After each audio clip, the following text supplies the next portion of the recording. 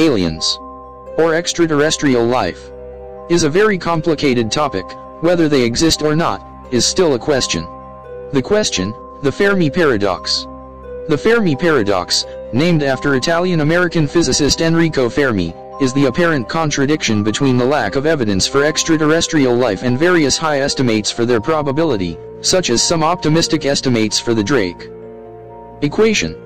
The following are some of the facts that together serve to highlight the apparent contradiction. First, there are billions of stars in the Milky Way similar to the Sun. With high probability, some of these stars have Earth-like planets in a circumstellar habitable zone. Many of these stars, and hence their planets, are much older than the Sun. If the Earth is typical, some may have developed intelligent life long ago. Second, some of these civilizations may have developed interstellar travel, a step humans are investigating now. Even at the slow pace of currently envisioned interstellar travel, the Milky Way galaxy could be completely traversed in a few million years. And since many of the stars similar to the Sun are billions of years older, Earth should have already been visited by extraterrestrial civilizations, or at least their probes. However, there is no convincing evidence that this has happened. There have been many attempts to explain the Fermi paradox, primarily suggesting that intelligent extraterrestrial beings are extremely rare, that the lifetime of such civilizations is short, or that they exist but, for various reasons, humans see no evidence. Although he was not the first to consider this question, Fermi's name is associated with the paradox because of a casual conversation in the summer of 1950 with fellow physicists Edward Teller, Herbert York, and Emil Konopinski. While walking to lunch, the men discussed recent UFO reports and the possibility of faster-than-light travel. The conversation moved on to other topics, until during lunch. Fermi allegedly said suddenly, "But where is everybody?" Although the exact quote is uncertain. Some of the theories given to answer the Fermi paradox. The rare Earth hypothesis. Those who think that intelligent extraterrestrial life is nearly impossible argue that the conditions needed for the evolution of life, or at least the evolution of biological complexity, are rare or even unique to Earth. Under this assumption, called the rare Earth hypothesis, a rejection of the mediocrity principle, complex multicellular life is regarded as exceedingly unusual.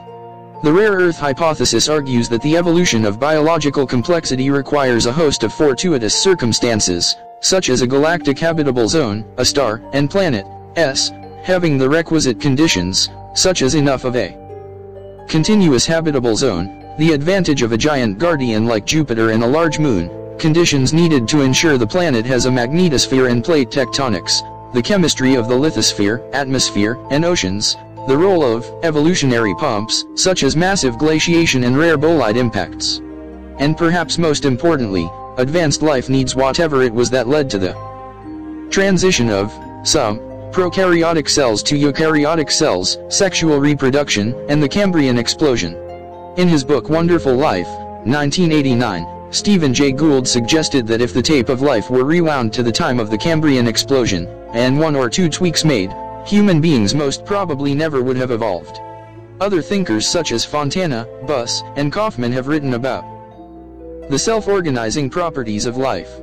Extraterrestrial intelligence is rare or non-existent. It is possible that even if complex life is common, intelligence, and consequently civilizations, is not. While there are remote sensing techniques that could perhaps detect life-bearing planets without relying on the signs of technology, none of them have any ability to tell if any detected life is intelligent. This is sometimes referred to as the algae versus alumni problem. Charles Lineweaver states that when considering any extreme trait in an animal, intermediate stages do not necessarily produce inevitable outcomes. For example, large brains are no more inevitable, or convergent, than are the long noses of animals such as aardvarks and elephants. Humans, apes, whales, dolphins, octopuses, and squids are among the small group of definite or probable intelligence on Earth. And as he points out, dolphins have had 20 million years to build a radio telescope and have not done so. Periodic extinction by natural events. New life might commonly die out due to runaway heating or cooling on their fledgling planets.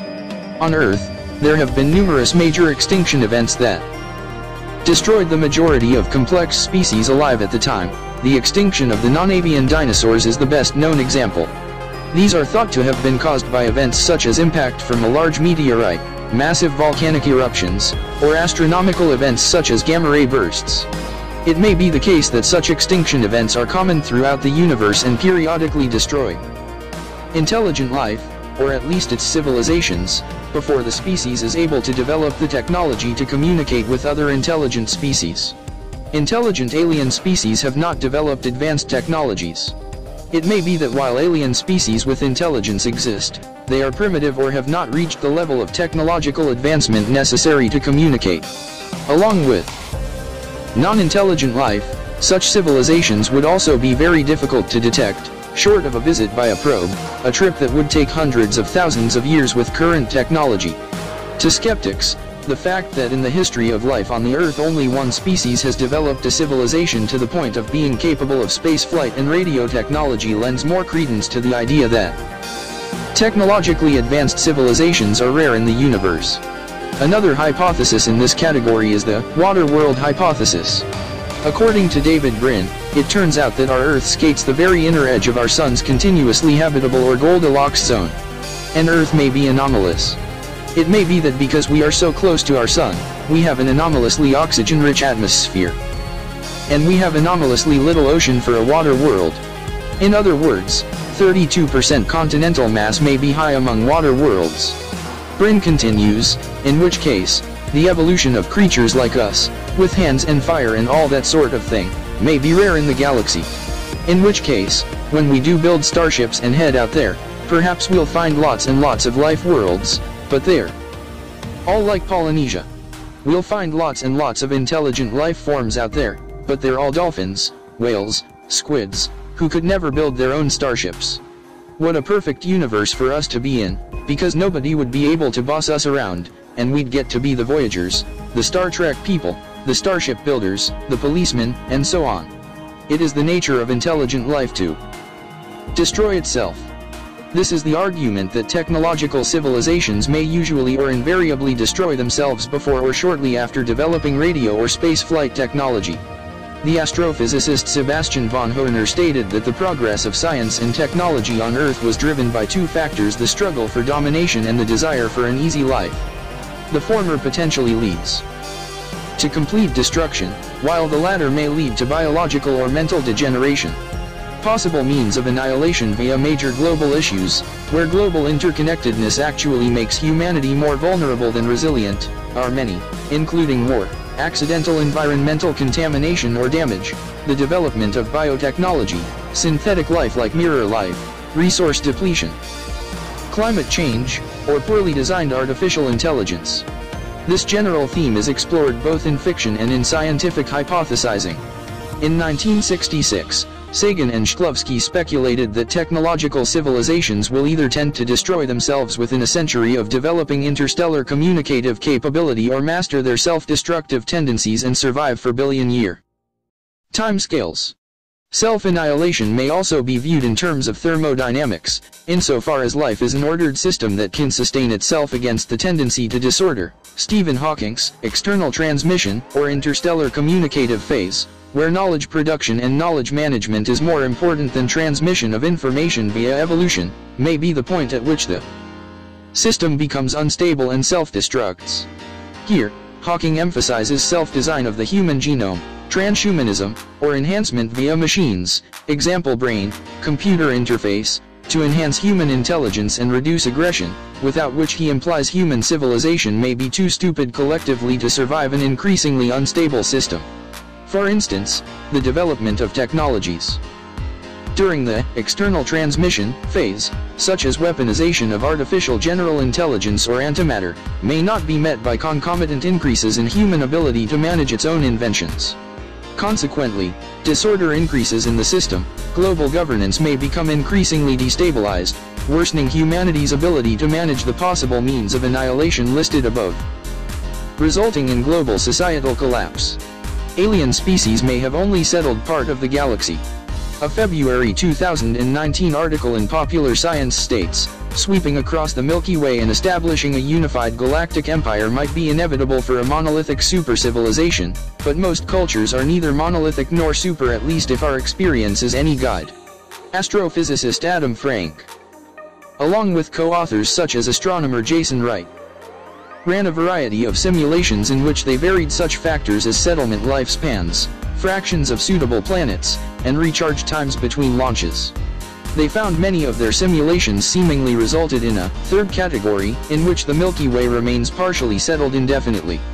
The abstract to their pending paper states, these results break the link between Hart's famous fact, no interstellar visitors on Earth now, and the conclusion that humans must, therefore, be the only technological civilization in the galaxy. Alien species may not live on planets. Some colonization scenarios predict spherical expansion across star systems, with continued expansion coming from the systems just previously settled. It has been suggested that this would cause a strong selection process among the colonization front, favoring cultural or biological adaptations to living in starships or space habitats. As a result, they may forego living on planets.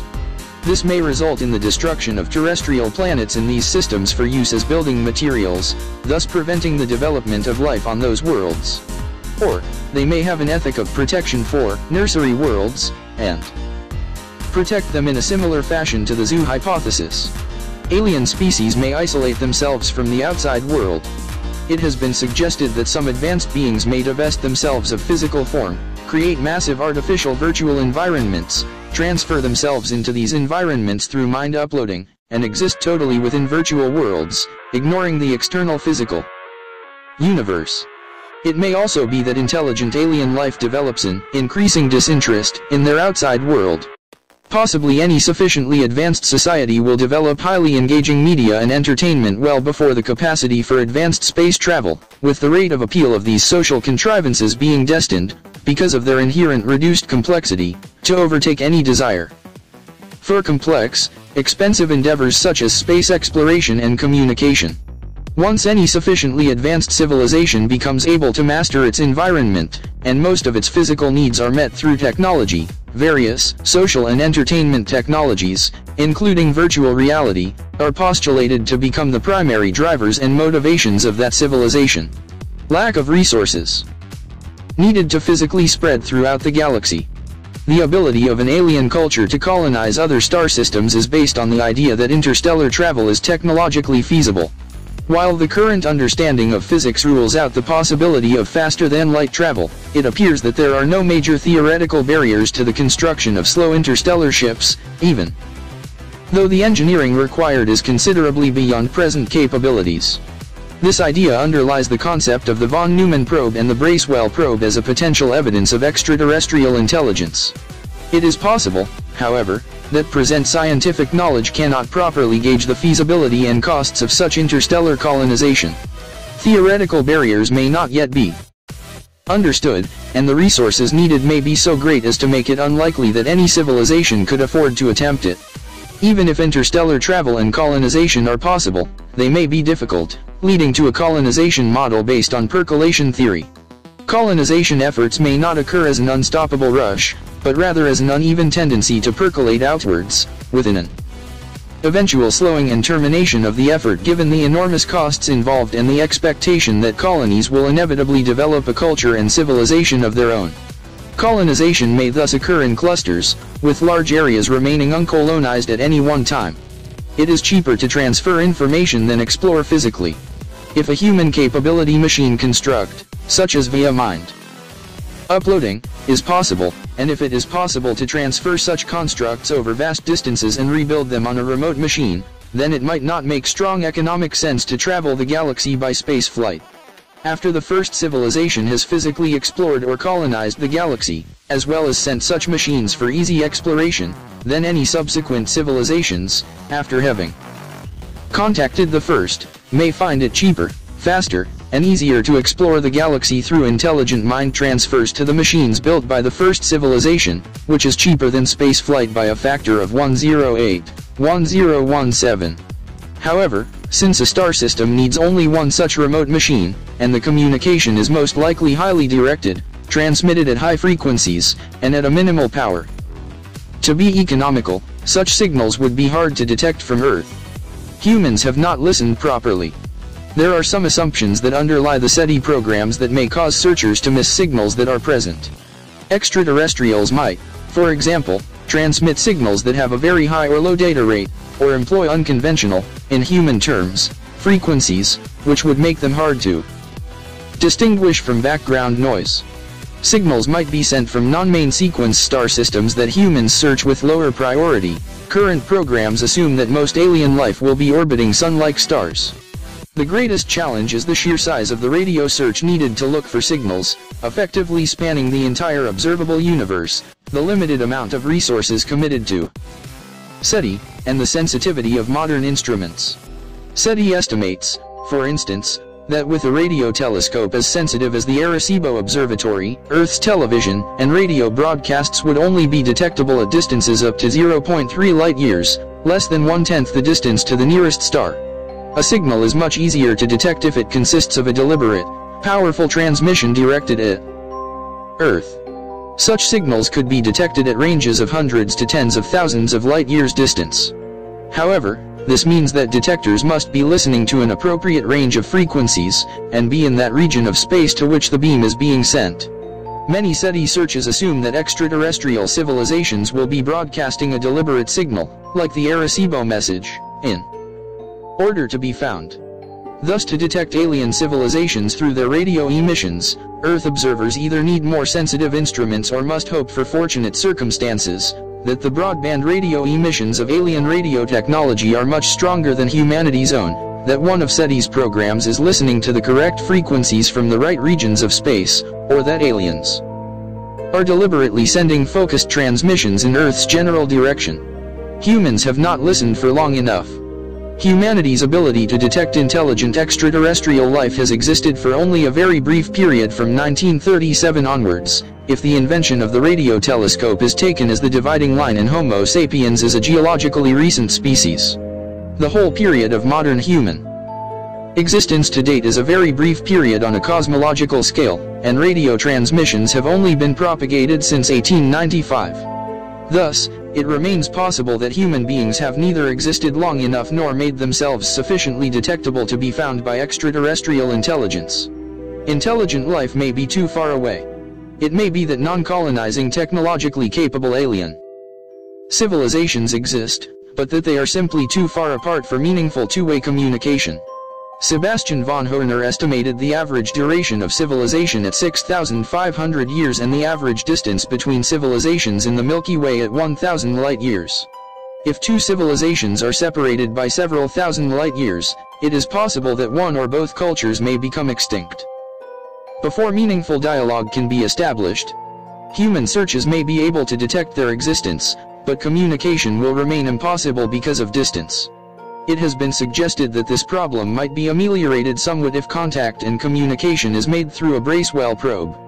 In this case, at least one partner in the exchange may obtain meaningful information. Alternatively, a civilization may simply broadcast its knowledge, and leave it to the receiver to make what they may of it. This is similar to the transmission of information from ancient civilizations to the present, and humanity has undertaken similar activities like the Arecibo message, which could transfer information about Earth's intelligent species, even if it never yields a response or does not yield a response in time for humanity to receive it. It is possible that observational signatures of self-destroyed civilizations could be detected, depending on the destruction scenario and the timing of human observation relative to it. A related speculation by Sagan and Newman suggests that if other civilizations exist, and are transmitting and exploring, their signals and probes simply have not arrived yet. However, critics have noted that this is unlikely, since it requires that humanity's advancement has occurred at a very special point in time, while the Milky Way is in transition from empty to full. This is a tiny fraction of the lifespan of a galaxy under ordinary assumptions, so the likelihood that humanity is in the midst of this transition is considered low in the paradox. Some SETI skeptics may also believe that humanity is at a very special point of time. Specifically, a transitional period from no intelligent life may exist hidden from view. Planetary scientist Alan Stern put forward the idea that there could be a number of worlds with subsurface oceans, such as Jupiter's Europa or Saturn's Enceladus. The surface would provide a large degree of protection from such things as cometary impacts and nearby supernovae, as well as creating a situation in which a much broader range of orbits are acceptable. Life, and potentially intelligence and civilization, could evolve. Stern states, if they have technology, and let's say they're broadcasting, or they have city lights or whatever, we can't see it in any part of the spectrum, except maybe very low frequency radio.